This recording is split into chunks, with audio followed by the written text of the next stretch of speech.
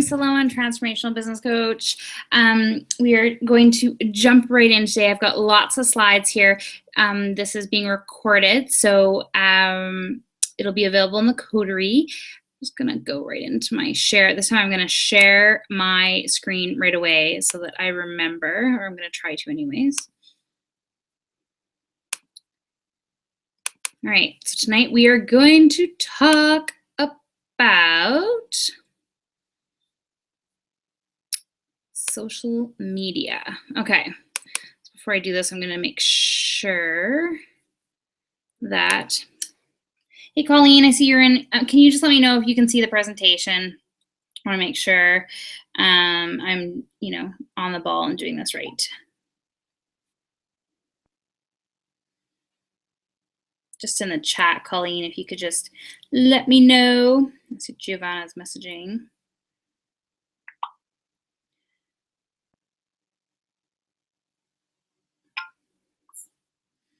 All right, back into my chat here. Hope everyone's having a lovely day.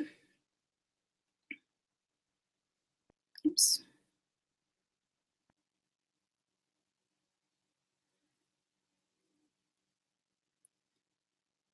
All right, let's see here.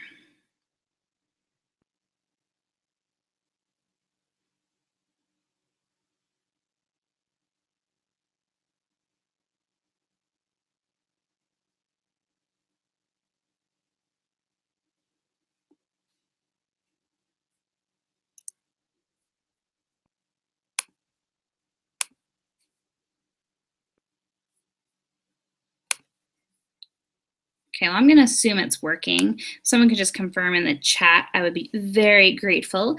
Otherwise, we're going to get started. Okay, so this is social media sweet spot. So we're going to talk about, I'm going to give you a bit of stats to start with about, social media use in the world. I kind of grabbed some stats from a website that I'll actually include the link in the Coterie and at the end of this presentation, in the formal presentation.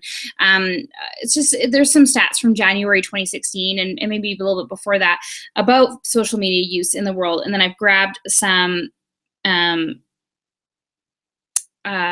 stats too about the different countries that the Coterie members are in and who they might be marketing to. So we're going to get started. So who is your audience? Where are you marketing to? What does your audience spend the most time doing? What will stand out to them? And when I say stand out to them, when you think about something like Instagram, where there are hundreds of thousands of images in a feed, and and they always say like your last 12 images are your most important.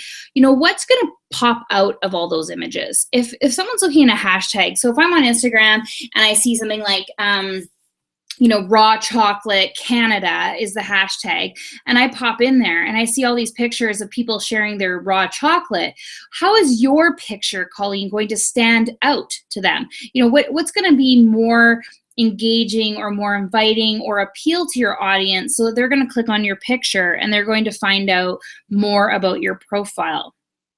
When we look at Facebook, whether we're talking about Facebook groups or Facebook ads even, and I'm going to include Facebook ads in the social side of it for today just to kind of mention them, but what's really going to stand out? One of the things that was really, I can put in some screen caps. Unfortunately, I couldn't get like a video of it, but I saw this ad, and it's using Facebook's new ad format called Canvas. And basically, it was like a video playing in my news feed, and when I clicked on it, the video kept going right exactly where it was, but then a landing page unfolded underneath it. It was really engaging. It really got me interested in what the person was doing and selling. But it really stood out because it looked different. Okay, so this is important, is how is your social media going to stand out? What is your audience looking for? Are they out there kind of, trying to figure out what they're going to plan for their wedding, and so they're looking for maybe products that fit their wedding? Or are they looking for, coaching services? Or if they don't know what a coach is, are they looking for help in their business or help in their personal life, or the ability to manage money? Maybe they're looking for like how to bring about more money in their job. Things that they're looking for that's where your social media wants to appear. Because the thing is that, you can put out really great targeted messages on your Facebook, your Twitter, your Instagram, or, whatever you want to use. But if people don't know you exist or don't know what services you provide beforehand, you kind of have to show up where they are. So what are they already looking for? How can you engage them? What do you have? And this is kind of going back to the last couple of weeks of exercises that we've been going through. What do you have that is, what they need, and that's different, and that is, speaks exactly to where they are? What kind of content can you create that's going to make them click through? This is really important. And it can be kind of, at first you're like, oh my gosh, I have no idea. This is the beautiful part of experimenting. We have 365 days. You could technically push something out, 1 to 3 times each of those days, and then see what people love, what's going to engage them. We talked a bit about yesterday in the Coterie call with Sierra about, social media management.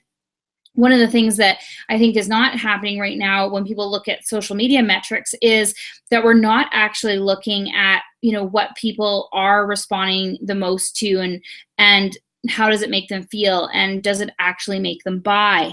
These are really good things that you're going to be including in your social media campaign. And what is shareable? So that's the thing, is like when you use Instagram, unless somebody's using Regram or any of the other shareable apps, really people are not sharing your picture. But the thing is that they could be sharing your post on Facebook. They could be sharing your post on Twitter. They could be, saying to their friend, oh my gosh, you got to check out this account. They could be tagging their friends in your Instagram comments to come check it out.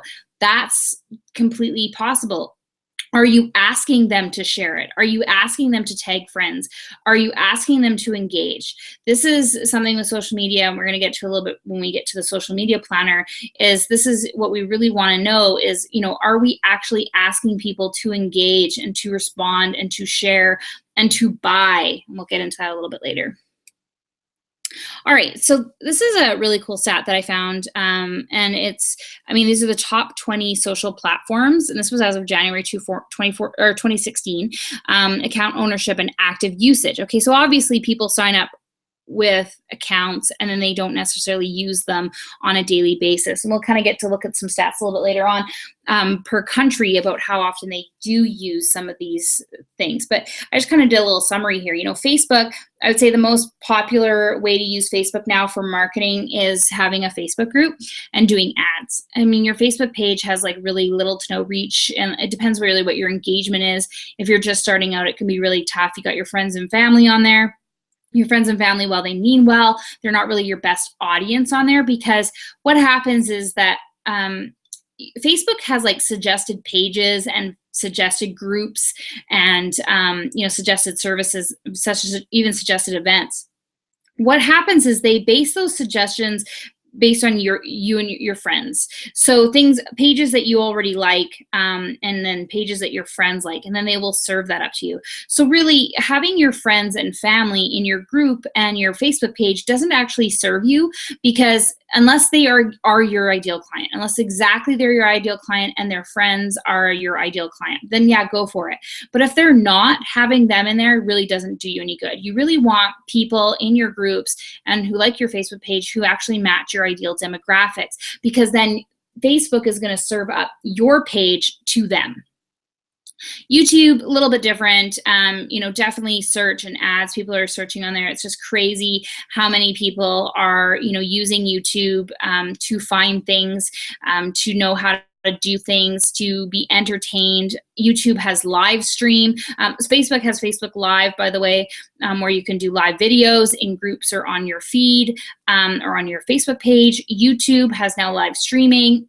For example, actually this Hangout is a live stream right now on YouTube. So anybody who just happens to be searching for maybe social media, they might hop on here and see this as a live feed. Definitely ads on YouTube. It's really interesting how you can monetize your ads and use that as a diverse income stream, but you can also definitely see that really great ad placements. So for example, you might put an ad that is, very similar I'll just use Colleen, for example, because she's online, but, she might have an ad for chocolate on, Hershey's recipes, or something like that, right? Where people are kind of already interested in chocolate, or maybe like a really popular vegan cookbook, or cook chef, who's demonstrating, how to do stuff on YouTube. You might place an ad on her feed so that, that kind of audience sees that your chocolate subscription is available. Twitter, comes and goes. It used to be really awesome actually for business. I don't think so much now. People are using it for events, Twitter meetups, definitely scandals to go check out what the latest news is. But from a business perspective, I publish there for my Instagram, and that's about it. I get a lot of people on Twitter. I think I've got like 12,000 followers. So I get a lot of people who are like, can you retweet this to your followers? Well, I don't know if it actually even helps. I think there are a lot of spam bots personally. Google Plus, I say we got to be there because we're ruled by the almighty Google. It really, there are people on there, so it's really easy to stand out if you do publish content. But the best of it is that it serves up to Google, and you do show, especially in local listings, and even Hangouts. Every time I do this webinar is actually a Google Hangout, and so I get people who join in all the time as well from Google Plus. Instagram. So definitely communities of people. Definitely ads. Ads are still very rare in Instagram. It's a really good time to capitalize on that and do some really cool ads. The ads that stick out the most on Instagram are definitely moving ones, whether they're a short little video or a animated set of images. Communities, when I say communities, I definitely mean by the hashtags. There's, like the Fitspo, and that's for like if you're doing workout stuff or eating. Fitspo is definitely big, but one of the things that you want to kind of watch is really standing out and creating your own community, okay, so that people find you and join it and post in it, engage in it, because then they share it and spread it, okay? That's the nature of social media. You want to be able to have it share and spread. Some of the other things that are in here, LinkedIn, Pinterest, Tumblr, Badoo, MySpace, Viadio. Some of these might be, Weibo is from China. It's like Weibo is like the Chinese Facebook, because in China you can't actually access Facebook or Twitter or YouTube. They have their own, kind of their own networks, including like I think it's QTube or QTube or something instead of YouTube. Reddit. Quora is like an answering. Quora is really interesting. And it might be interesting for especially something like Colleen, where you're answering things about like, vegan or raw, or any kind of like eating chocolate with any kind of food sensitivity. You can be answering questions in there. Yammer is like a community. It's almost like a internal social network, and then the other ones, they're from different countries. So this is the active users of the top social platforms and messaging tools by age, which I found really interesting. So take a look at this, see if, and I'll put a link to the source of this so you can see them in bigger and clearer. Take a look at where you want to be. We're going to look at what's your audience and where they are, but, take a look at kind of like, what do you think you can have the biggest impact? If your audience is between 35 to 44, well, as you can see, there's really not a huge, some are bigger, like Snapchat is definitely 16 to 24, like they're ruling it. A little bit of 25 to 34, but basically Snapchat is ruled by the millennials and under. Let's look at, really like the 35 to 44, if that's your group, they're kind of everywhere. And that makes sense because, we've kind of tried a little bit of everything as it came on. The 35 to 44, kind of like that internet. We've had internet since, our college days, or a little bit under that, maybe in high school. But for the most part, we've been using it through work. We're a little bit on everything. We're kind of like where the social media came into. But then you're finding like, things like Kik and Snapchat and WeChat. Definitely the chat or the quick stuff, like the quick consumable. We're not looking at reading a lot. That's definitely the younger group. Whereas you're looking at more the, like the Tumblr, and the sorry, not the Tumblr, the Reddit, like anything that kind of has like more of a reading. Facebook, there's longer posts there. You definitely see, I actually am questioning Facebook having 25% of 16 to 24. That's interesting to me. I actually would have pictured a little bit more, oh, sorry, and this is actually 2014, so it probably has changed a little bit since then. I'm willing to bet that there's actually a little bit more 45 to 54 on Facebook now, but yeah, we'll see. Okay, so January 2016, internet use by country. So this is really interesting to me because, definitely the top is the United Arab Emirates. And then we have the UK, Canada, Japan, South Korea, Germany, Australia. USA is like actually, it's 87%. So we're not talking about like a huge difference, but they're down there. The other one that I thought was kind of interesting is the,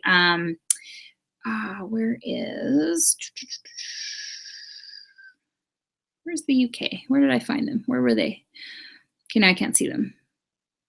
The UK. The UK is like 92%. Now we're going to take a look at like what's their propensity for buying versus, actually being on the internet, which is also very interesting.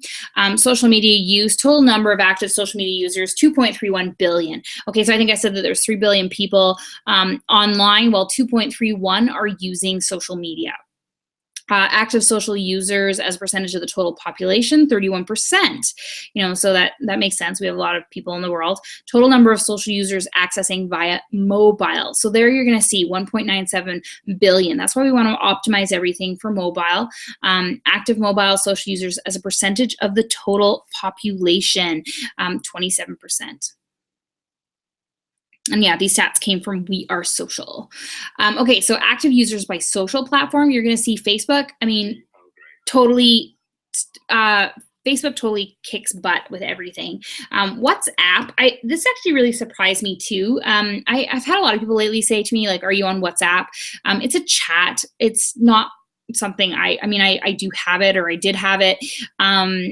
It was really popular when, like, at least in Canada, when we didn't have like free texting and stuff. So WhatsApp was our way to get around texting charges, especially to people in the States. So we'd use WhatsApp to be able to like text without that.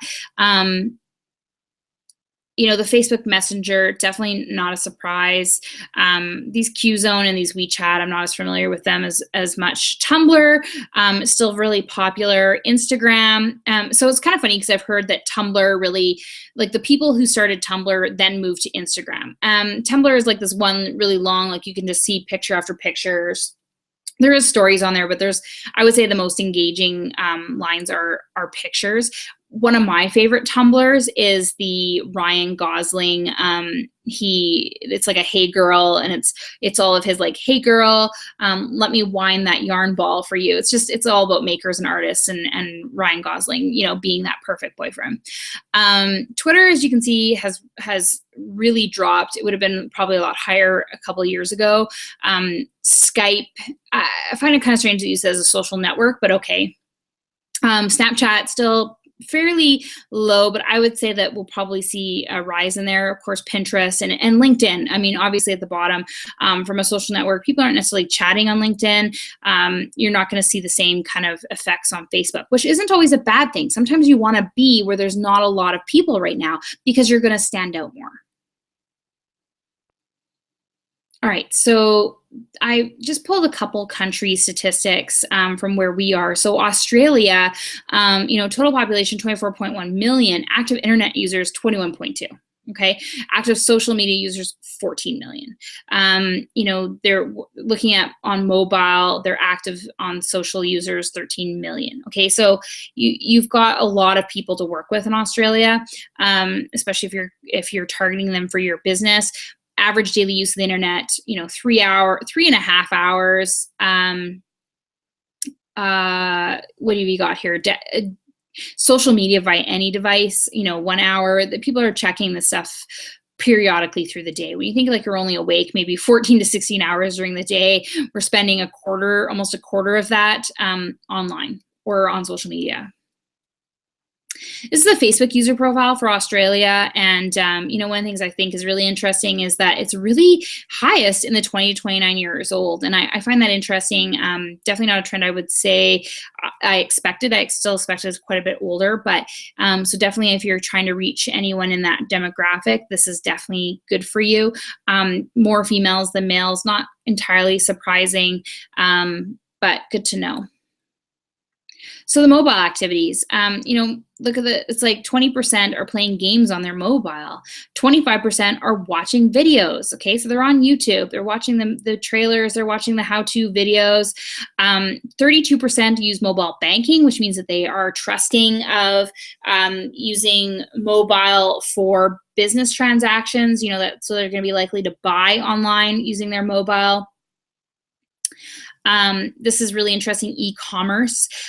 So 62% purchased a product or service online in the past 30 days. Okay, so this is pretty significant. Searched online for a product or service to buy, 70%. Don't forget, we're like in, we're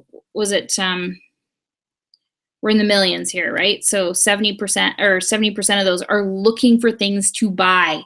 Visited an online retail store in the past 51%. Okay, so that's we're at of the mobile, like we're talking 15 million people here that you could be selling to in Australia. Made an online purchase via laptop or desktop computer, 57% made an online purchase on mobile in the past 30 days. So Australia, lots of shopping online. I think I went. Oh, I might have stuck a Canada in here accidentally. Let's just, I might have gone over. Oh, no, I'm in the right spot. Never mind. So we've got digital in Canada, 36 million, 33 million active internet, 30 million mobile connections, 21 million active social media. Lots of people in Canada, we like to shop online. Again, almost 4 hours. They're on the internet throughout the day. 1.5 on social media. Total number of active internet users, 33 million. Mobile, 19.6 million. Like I said, I'll give you a link to all these. You can see all the countries that they've got in here. 21 million people on social media in Canada. That's a lot of people that you could be hitting. Total number of social users accessing via mobile, 17 million. So again, make sure everything's mobile optimized. Facebook, of course, 47%. Facebook Messenger, definitely popular in Canada. Twitter, we actually use Twitter quite a bit here, especially locally, I find. Definitely more. So it was interesting when I moved to Toronto a couple years ago. Definitely wasn't a local thing there. Come back to Edmonton, and it's used a lot. Instagram, Google, not a big surprise. 10% liking the Snapchat. This is our Facebook user profile, still, in the 20 to 29 years old range, 54% female. So if you're targeting females, you got some got a lot of, I'm just gonna check, make sure I'm not missing any messages here. All right, so mobile activities, 30% are using mobile banking, so they're trusting the online. 24% are playing games. 29% are watching videos.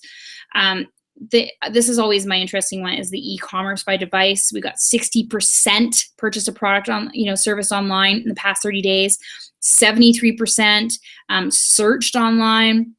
64% in an online retail store visited, 57% made that purchase on their laptop, and 17% made the purchase on their phone. Digital in the UK, we're looking at with 64.91 million people, 38 million on social media. We've got, growth. I kind of included the UK. It's really interesting. They definitely are going up, but their mobile is going down, which I thought was interesting. I don't know if something went on with their plans there or what's going on, but average daily use, 3, again, very similar. We're not seeing anything different here. People are using the same kind of amount online. 40.3 on mobile internet use. Okay, 92% users of the total population in the UK are online. They're using internet every day. They're using it at least once per week. You know, like these stats are pretty much similar across the board. Here's your Facebook. And I'm going to kind of go through these a little bit quicker here because I want to get to the good stuff here with social media. So, you know, Facebook, 47%, Facebook Messenger, 32%, not a big surprise either. Facebook, again, really surprised at 2029, but it's apparently really popular in the UK, so that's good to know. Good to know for ads. If you're targeting females in these locations. In the UK, 73% made an online purchase via laptop or desktop computer in the past 30 days, 27% by mobile, 79%. They're really high in the UK. Like, look at this, 77% purchased a product or service online in the past 30 days. US, 322.9 million, 192 million active social media users, huge audiences. This is kind of like how they own, you know, what they're doing. I just kind of put in an extra little screen here. E-reader device, 12%. Thought that was interesting. Average US, look at this. They're over 4 hours, 15 minutes. Average use on social media via any device, 1 hour, 43. 178 million total number of active mobile internet users. So again, if I haven't said it enough, optimize your social media for mobile. We can talk about that later. Let's go into how they buy stuff here. Facebook is still number 1 in the US. Twitter, Snapchat's growing though.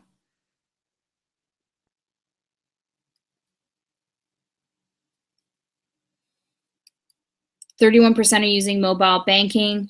66% have purchased a product or service online in the past 30 days. 71% search for that product. 69% went to an online retail store. 60%, like we're like, this is like 322 million people in the US. This is pretty big.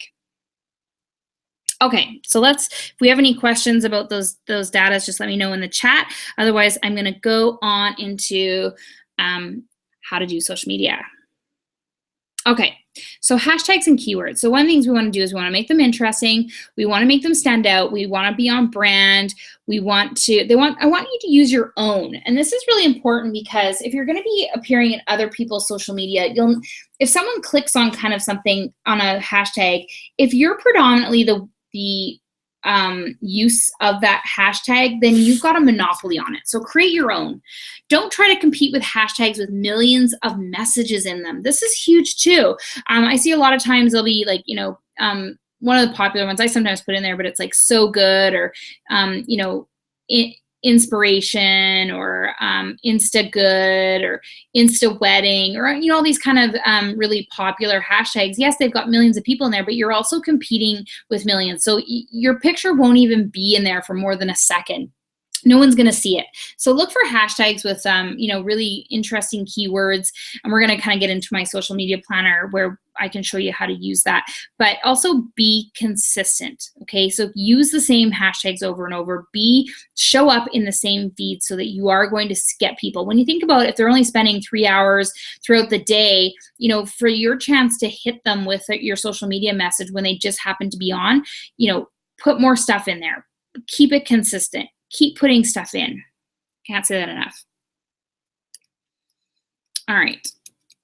Oops. All right, so now we're gonna go how to use the social media calendar. I'm just gonna pull up the social media calendar. And if you haven't seen this yet, it's, oh, Giovanna, yeah, all of this is recorded, and I'm going to actually put a link for the full data from the website that I found this on. So in the Coterie, yeah. So this is the social media planner. It's in the Coterie. It was also in last week's email for the webinar. It's under social media, under online marketing and social media in the Coterie. And this is a little thing that I've been using, and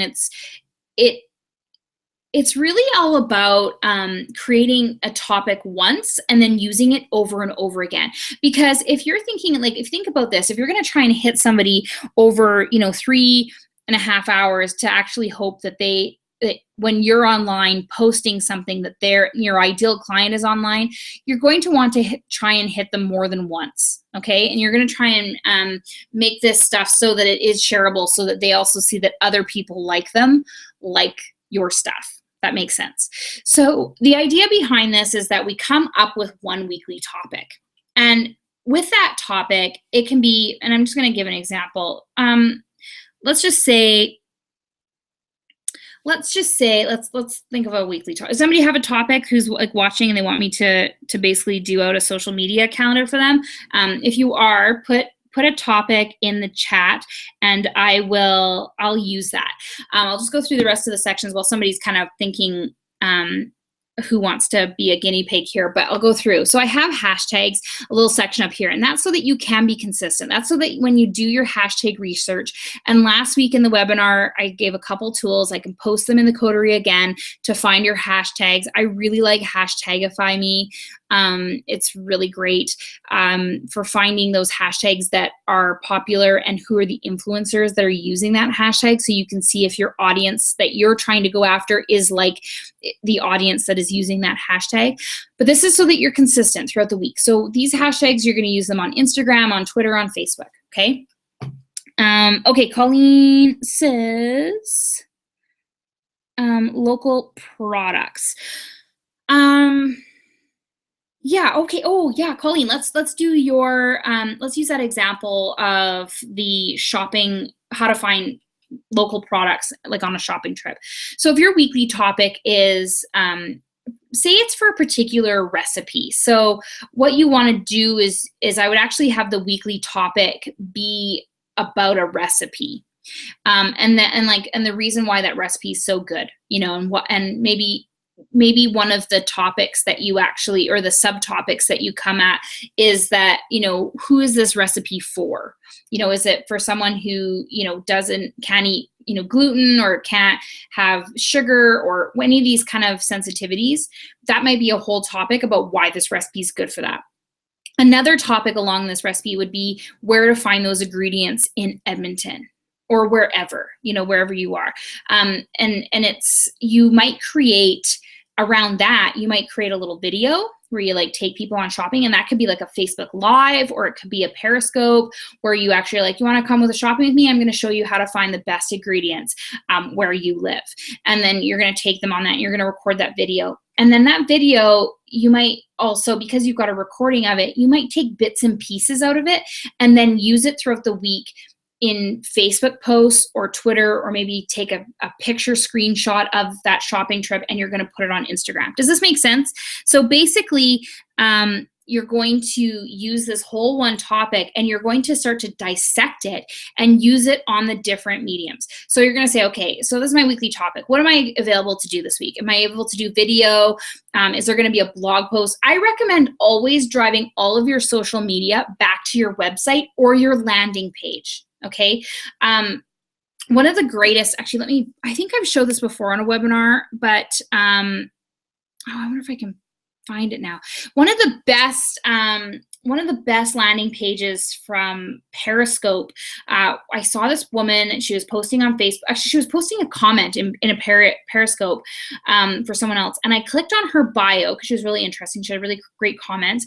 Clicked on her bio, clicked on the link in her Periscope, and it actually took me to a really unique designed landing page. And on that landing page, it said, welcome Periscope users. Here's a bit about me. She had a short little bio. She said, like, here's my most popular Periscope. And she had a link to her recording of her most popular Periscope. And then she had blog posts that were related to that topic as well. It was so well done. I was just like amazed. I'm like, oh my gosh, like this person is, and I've saved it somewhere, but it's just, I was so amazed at how much time and effort this person had put into this one landing page. And I do recommend that for, each social media, you have this ability to have a link in that profile. Put it to something meaningful. Put it to something where they can opt in. Okay, so if you go to my Instagram, my URL doesn't go to my website. It actually goes to an Instagram only opt-in. Okay, and that's great because it's a separate list. I can actually track how many people come in from Instagram really easily. They've got a specific opt-in. There's a little offer. When I start rolling out this social media challenge that we have, I'm going to change that URL to be a specific landing page just for Instagram. I know that most people on Instagram are on their phone, so it's going to be definitely mobile optimized. I want to have the ability for them to not really have to go into a lot of detail, but just to quickly sign up. Okay. Always direct people to how they can sign up to a list. That's how, when you hit them once with your genius and your beautiful pictures and your awesome content, they're going to get on your list, and that you don't have to try and hit them again. Remember, we're trying to hit millions of people when they're online, over the course of 24 hours for 3 hours. Okay. So we want to make sure that we are grabbing them onto our list. And that's where I put this other specific opt-in, because you might create an opt-in that's very specific to this topic, like get this recipe, and that's the opt-in. Maybe it's a guest blog post or an article. Maybe you're going to publish this, publish something on HuffPo. Maybe you're going to put something on MindBody Green or Elephant Journal. All of these are available. There's lots of, websites out there that take submissions for articles. Those are really great for two reasons. One is you get in front of a huge audience, and no, you don't get paid for it. You should get paid for it, but you don't. But you're in front of a huge audience. But the other thing is, too, is they usually provide you a bio, and in that bio, you can then link to your website. Now, one of the great things about linking to your website from a search engine optimization is we call those inbound links. When you're inbound links, so when people outside of your website link to your website, and they are what we call like legitimate sites or sites that have clout, your search engine optimization score goes up. So two ways that this really helps you. One is you're getting in front of an audience. Two, you've increased the opportunities for someone else to get on your opt-in list. Graphics. So what kind of graphics do you need? Are these, images that you're going to create using WordSwag or Adobe Post or Ripple, RIPL? Like, there's various tools out there you can use to create graphics. You want to make them beautiful. You want to make them stand out. You want to also make sure, like I said, if you're competing in a hashtag, you want to make sure that those images actually almost counteract what the rest of the images are in that feed. So do some studying on your hashtags, because you want it to stand out. You want to be almost like a big, like, hello out of the rest of the pictures in there, so that people click on you. Maybe it's an audio or a podcast. Is it a downloadable? Is it something? And these audio podcasts, it could be your own podcast or your own audio recording, or you could be a guest on other podcasts. Are you going to do a webinar or a teleseminar, where people are going to call in and hear about it? Do you need an additional freebie or an opt-in? So those are your collaterals that I've kind of given you an idea of what you can do. That's not including like your tweet content or your Facebook content. That's also kind of on top of it.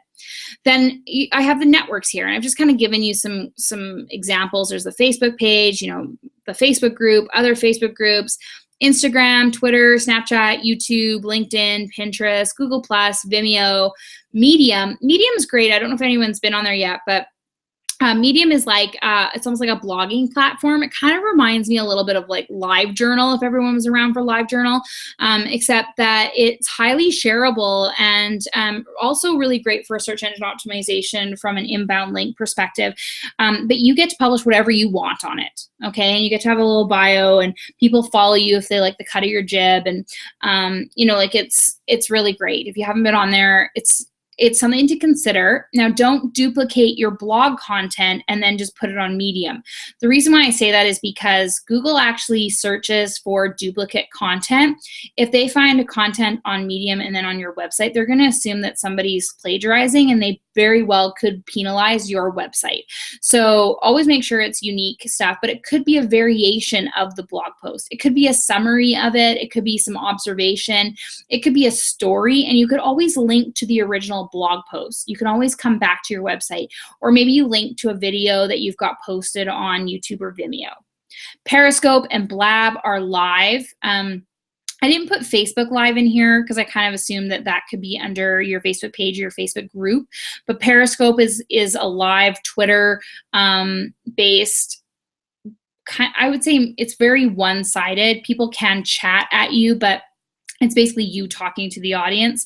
Blab is more of a collaborative space. You can have up to 4 people talking at once with their video and audio on. And then there's also like a chat side. I love Blab, by the way.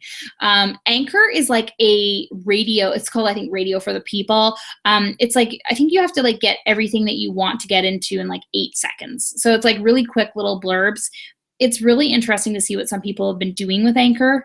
Check it out if you're interested. And then, of course, I left a spot for other, just in case you're in, we do have somebody who posts in China on Weibo, so maybe that's part of it. Now, as I've got these like Monday, Tuesday, Wednesday, Thursday, Friday, Saturday, and Sunday blocked off, what I've said is like basically you can create these different blocks of content on one subject. So back to our kind of like this recipe or this local product shopping is that like, Monday, are you going to be putting out, the video? Or, I would always recommend putting out the blog post first, and that might be just a video. When I say blog post, it might not necessarily be written, but you're going to be putting out that blog post because you always want to point back to it. And then that kind of becomes your anchor.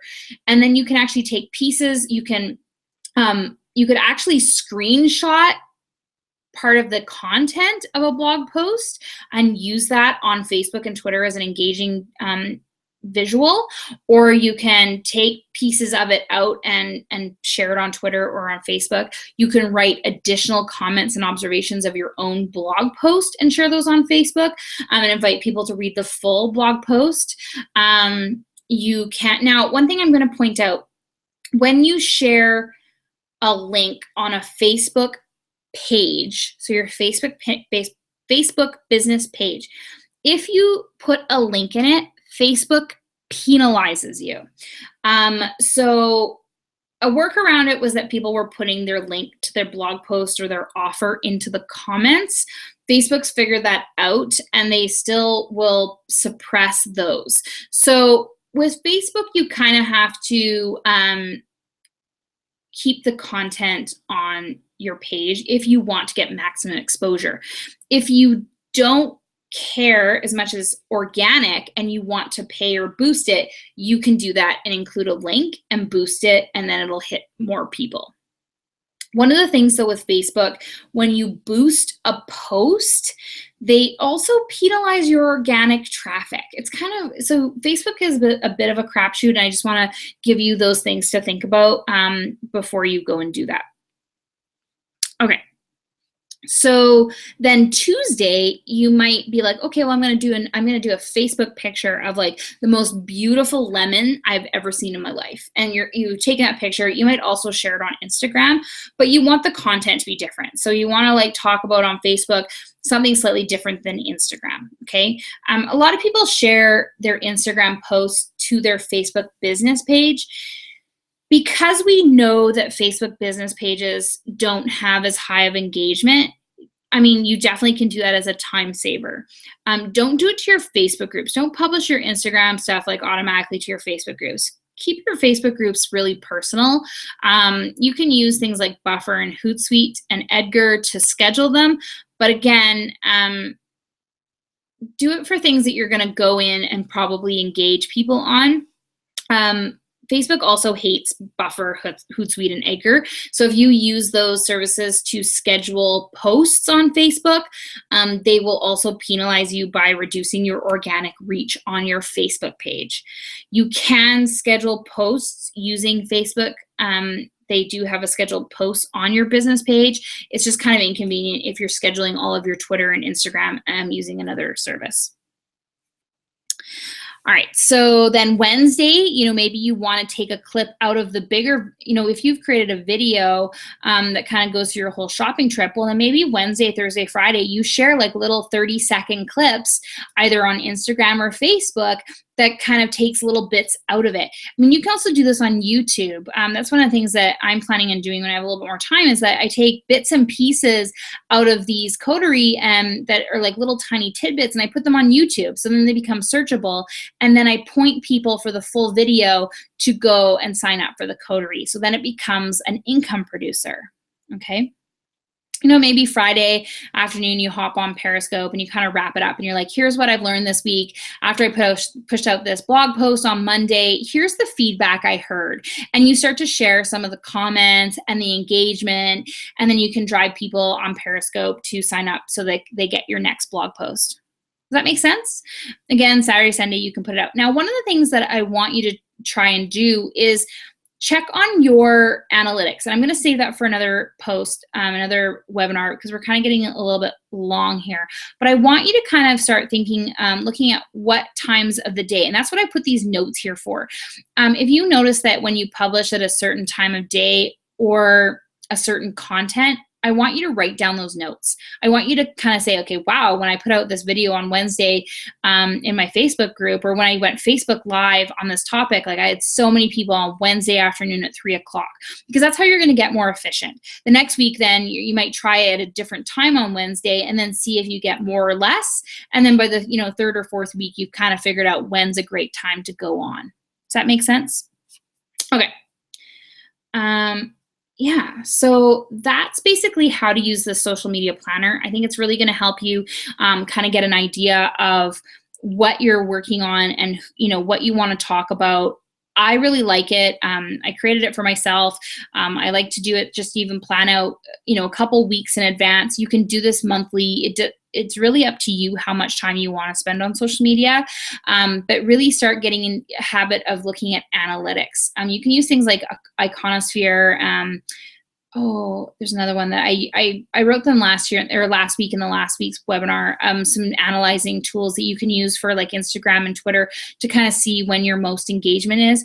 It's really handy to know those things, because then you're not wasting time putting things out in the ether. Sometimes posting things at like 1 a.m. is really interesting too, because what's 1 a.m. or what's like the middle of the night in Canada might be the afternoon or the evening in Australia. And if you're trying to hit Australians, then that's a really great time to do. When we look at Giovanna, she's in Australia, she's kind of got to look at like if she's hitting US targets, then she's got to look at, what times of the day in the US that they're most engaged. All right. So that's what I have for you now. I'm going to open it up. If you have any questions, happy to answer. I'm going to go back actually so you can see my face. Do post your questions in the chat box. I'm happy to go through any specific scenarios. If you do want to brainstorm a few other ideas for social media, I'm happy to do that. I love doing that, actually. All right. What else we got? Yeah, and Colleen, like there's lots of things you could do with that local products. You could even do like a Periscope, or you could do a blab. You can invite a grocer on to talk about why their produce is better. Or how to pick really great produce. Or how to what's the difference? Like how to read labels. There's so much you could do for social media that really will get people to know that you're the expert in your field. Colleen says, it's so funny because I gave up on Facebook. Yeah, I mean, yeah. I would say Facebook is definitely great for ads, okay? And it's the Facebook groups. I've actually got a lot of business for my coaching from Facebook groups. It's going to be harder. Although, I mean, you might do really well, like if you really want to increase some of your local business in groups like the Edmonton Thyroid group, or the Edmonton Vegans and Edmonton Celiacs and Edmonton Gluten Free. Like there's a lot of those groups that you could really be in and participating and giving your knowledge and having people go, hey, what do you do? And then they know what kind of services you provide. Giovanna says, I do it to hit Australia and the UK at the same time. There's one good time that works for Australia, almost home time, and UK going to work. Yeah, it's in Canada, you should see how like the Twitter usage on like lunch hour, like going to work. So people are checking weather and traffic reports, and then like lunchtime, they want to see where the food trucks are. It always makes me amused, and you can also tell like there's a lot of it's like the 10:30 in the morning. People are kind of bored at work, and so they go online. There's like internet usage stats from Canada I always found really interesting. And then yeah, after work, they just need like that release, right? They're just trying to look for like entertainment. And then like first thing in the morning I heard was like really big too. Let's see what else. But I mean, it's also like, I mean, it's like your engagement and like when's people going to, it really interests me because I always know like when in Australia when they're awake, because all of a sudden I start getting all these alerts from people in the morning when they're getting up and they're just checking out the the Facebook posts in groups before. So Giovanna says, I want to get into Facebook ads. Sharing on offer day is not working at the moment. Oh yes, except for getting a few signups each time. Okay, yeah. So offer days suck, and so I actually don't. I'm such a snob when it comes to Facebook groups. If people don't I'm not of a competitive brain. And so I kind of think like if you're spending, like if you are moderating a Facebook group and you're worried that people are going to there's two kinds of people, and there's the ones that are like worried that Giovanna's going to post a link and they're going to take away from their potential revenue. So they've created this like revenue day. And then there's this like growing trend of like labeling advertisements as spam. Like when people like drop an ad into a Facebook group, there's a lot of stuff around here around trust and authenticity. The thing is that I actually hate the groups that don't have any advertising in it, because when I'm looking for a product, I want to see who is confident enough to put out their stuff, and not just put out their stuff, but put out their stuff really great. Like, and I don't mean like the buy now, or like the people who like have this like really long sob story of like their entire life of how they like, transform themselves. And then at the bottom, it's like, if you want to do this for yourself, buy from me. Like those, I'm just like, I'm so tired of those. But like a really great ad that speaks to me, those are the people that I buy from. So I actually don't participate in Facebook groups that have offer days or don't allow, and I don't mean like, I don't want to say this too, but like there are groups out there that don't allow links like at all. And it's so inconvenient because like if I post in a group, like, can I get some recommendations for a headache? I don't want somebody to have to like vaguely answer me without a link or message me, which I rarely ever get because it always goes to my other folder now on Facebook. I want a link. I just want to get there.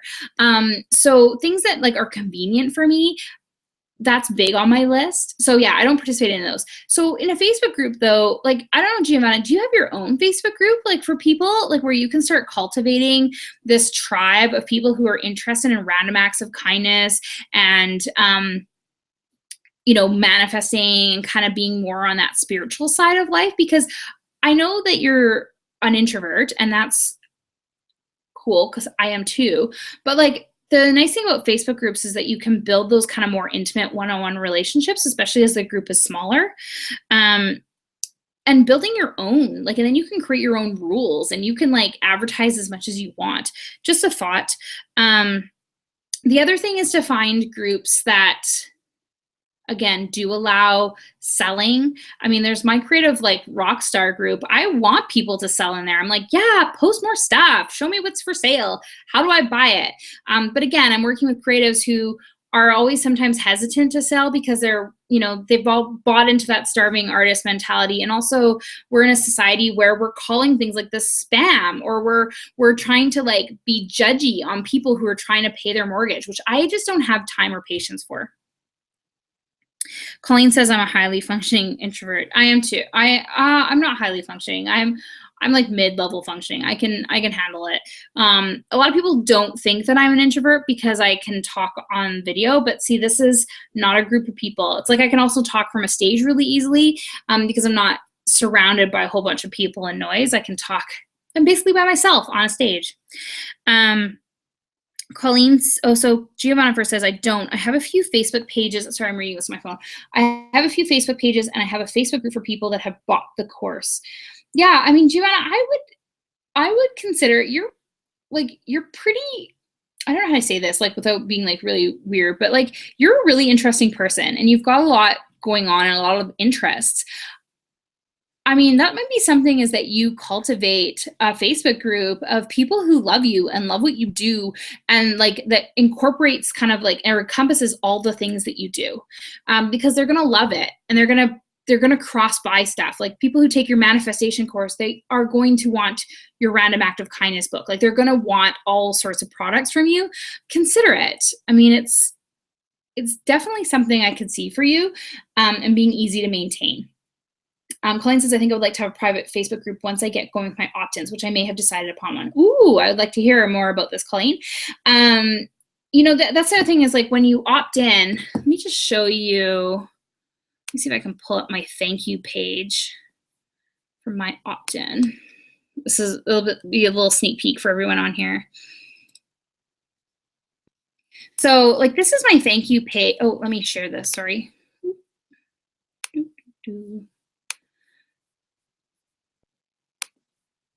So this is my thank you page for my opt-in. You know, it says, thank you for signing up, confirmation email, how to get the most out of this training. You know, get started by joining my free Facebook group. Okay, so here they can like click right away and go into my free Facebook group.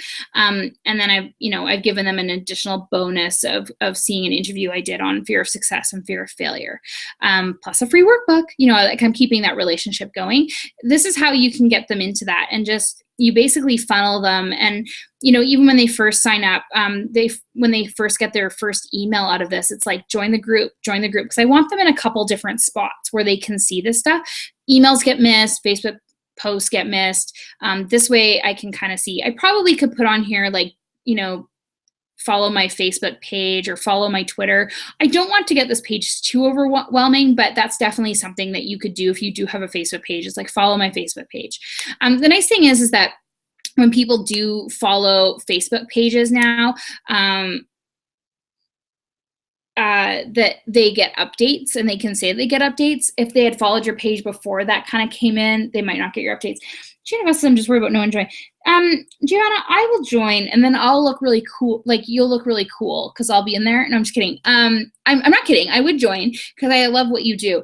The thing is that like I mean, I've never really pushed anyone to the Creative Rockstars until now, like until like this week, which I haven't even done yet. I haven't even put out this opt-in. I've never really done it. And there's like over 560 people in there.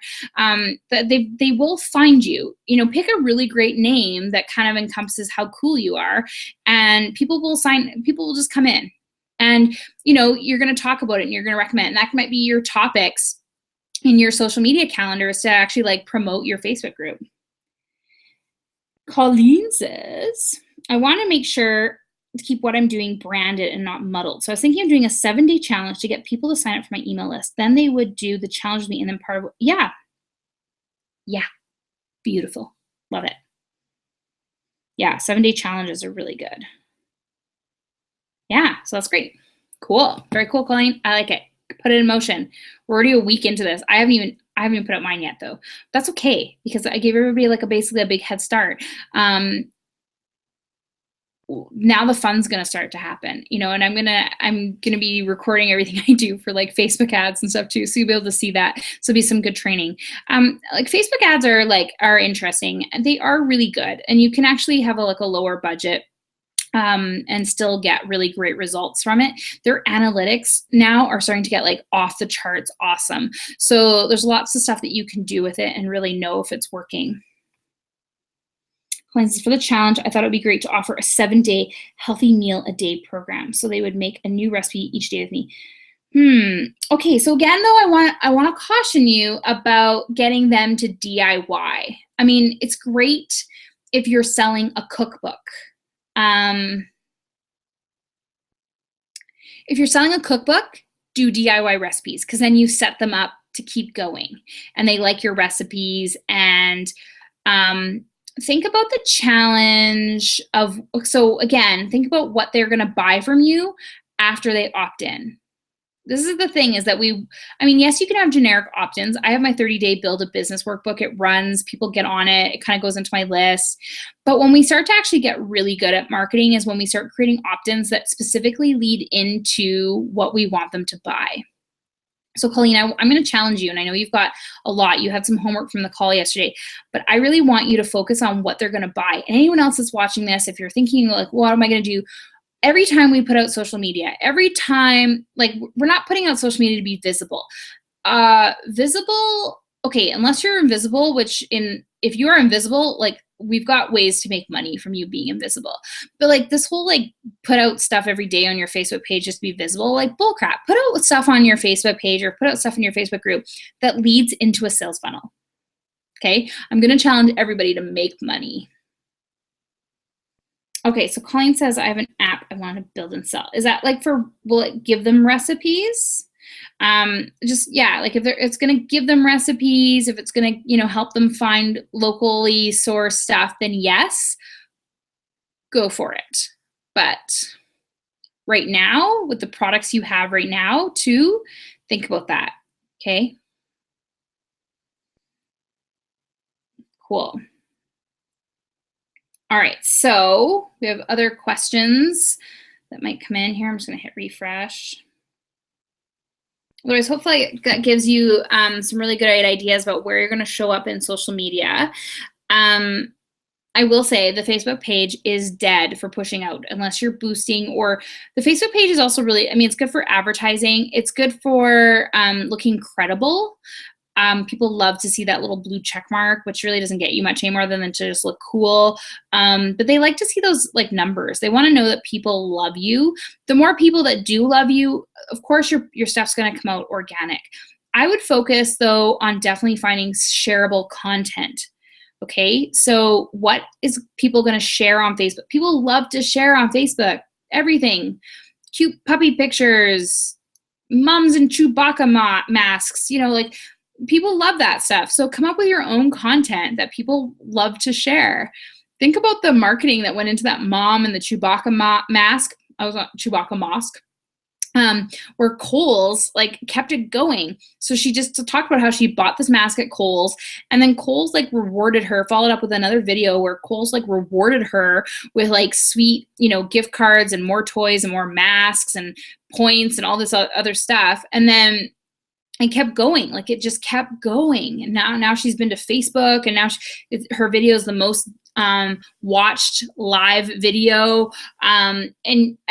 It's a beautiful, not only was it marketing for her, she has an Etsy shop, I hear, and she might also be a direct sell person, but it's also marketing for Kohl's, and they captured that. So yeah, think of that content that's going to be addicting. What's that? What are you putting out there that people want to share, that people want to be like, oh my gosh, check out what Giovanna's putting out, or wow, do you see this like recipe? Colleen, have you seen those like tasty videos where they like put together a recipe? Those things are addicting. I can't not watch them. Even if like I look at it, I'm like, there is no way I will ever consume this amount of calories in one sitting. I can't help but watch them because they've got like funky music and visuals. And I watched one of them, and you can see like it's like a downward facing where you see all the ingredients and the hands going in, and then I think they dropped something, like either an egg, and I can't remember the one I watched, but like they dropped something or it didn't work out, and the hands were basically like, whoops, like, and then they redid it. Like that kind of stuff is amusing. Yeah, you've seen them, Colleen. So like think about, like, I'm gonna encourage everybody to just really step up their game in their content. Like it's. Yesterday, I posted in a Facebook group. I went live in someone else's Facebook group and just talked about how we should sell in emails and not be afraid of it and not shrink away from it, and to actually, sell. And I had given an example of a person who basically had said, I signed up for this email list and I got an email, and then the next email from them, they sold to me. Like they actually had an offer in there, and I was like, yeah, good. And they're like, no, like that's so salesy, and how, they haven't even built a relationship with me. I'm like, I get an email from the Gap 3 times a week, which they have never tried to build a relationship with me. And I love that stuff. Like, it's like, oh, sale. So why is it okay for the Gap to send me 3 emails telling me to buy leggings, and it's not okay for a small business entrepreneur to send me their product offerings.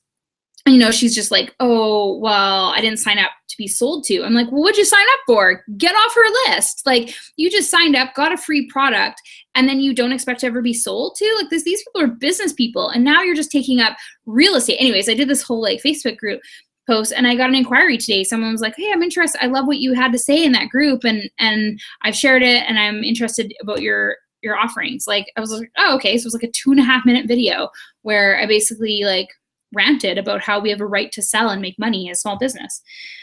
So yeah. And Colleen's going to make those recipes in the app. That's great. That's cool, Colleen. That's cool. Do you have somebody that's developing your app? Just wanting to know. Anyways, yeah. So if you have any other questions or any other, do think about, in the coterie, we'll definitely brainstorm on social media content, post things in there. I can help tweak it. Make sure that you know what your audience wants. What are they going to share? There's this lady I know, I just know her off Facebook, but she started I think it's a Facebook group called Crockpot Moms. Like, she has blown the F up over the last few months. Like, she, I can't remember what actually ended up happening, but she was on a couple talk shows, and then now she's hosting her own radio shows, and she's having a movie made out of from her life or Crockpot. I'm not sure. All I know is every week she keeps posting about how her Facebook page, her Crockpot Moms, basically has blown her life up. So it's completely possible out there. It's, again, we want to think about what's our gimmick, what's our shtick, what's going to make us unique, what's going to separate us out from everybody else posting all that noise. And I know that all of you are so creative that you're going to come up with it. So I'm excited. And Colleen, yes, I do know people. If you need some people locally, I do know some app developers. Okay, that's kind of off topic. So thanks very much for joining us for social media.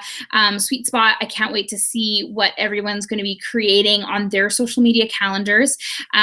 This video, as soon as it's done, I'll be uploading it into the coterie, so you can look at it over and over again if you want to. I'm going to be talking more about social media and how to craft these posts, though, on these in our calls and in the coterie, because I want everyone to get this.